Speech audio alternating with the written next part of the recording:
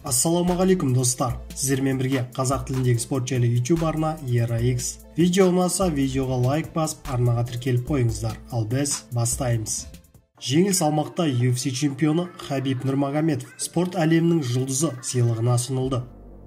Ресейлік 2020 жылы бір жекпе-жек өткізді. 24 қазанда Абу-Даби қаласындағы жекпе-жек аралында UFC 254 турниріне қатысып, Джастин Гейджиді мерзімінен бұрын жеңді. Осыдан кейін ол өзінің мансабында бірнеше рет салмақ дәрежесіне қарамайтын UFC-дің үздік файтерлер рейтингінің көшін бастады. Нурмагомедовтен басқа әлемнің спортындағы жылдың басты жұлдызы жүлдесіне Лос-Анджелес Лейкерс шабуылшысы Леброн Джеймс, ауыр салмақтағы WBC чемпионы Тайсон Фьюри, Формула 1 бойынша әлемнің 7 дүркін чемпионы Льюис Хэмилтон, ирландиялық боксшы Кэти Тейлор сияқты танымал спортшыларда ұсынылды.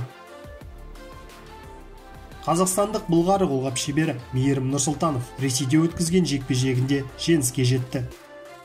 РМК боксинг промоутерлік компаниясының ұйымдастыруымен өткен кеште Мейірім Нұрсұлтанов жергілікті боксшы Илья Баландинмен кездесті. 8 раундқа созылған жекпе-жегінде қазақстандық боксшы төрешілердің бірауыздан қабылдаған шешімімен жеңіске жетті. Осылайша Мейірім Нұрсұлтанов мансабындағы 14-ші жеңісіне қол жеткізді. Соңғы кездесуін өткен жылы ақш-та өткізіп, WBC тұжырымы бойынша Америка чемпионы атанды. UFC ұйымының орта салмақтағы 5-ші номерлі жауынгері және титулға үміткер Йоэль Ромеро бұдан кейін UFC-де өнер көрсетпейді. Біз UFC-мен серіктестігіміздің мұндай аяқталуын күткен жоқпыз. Хантер Кэмпбелл мен Мик Мейнардың жылдар бойы бізге берген мүмкіндіктеріне ризамыз. Ол мансабын аяқтауға жақын. Біз қазірдің өзінде басқа промоутерлермен сөйлесіп жатырмыз, деді файтердің менеджері Мальки Кава.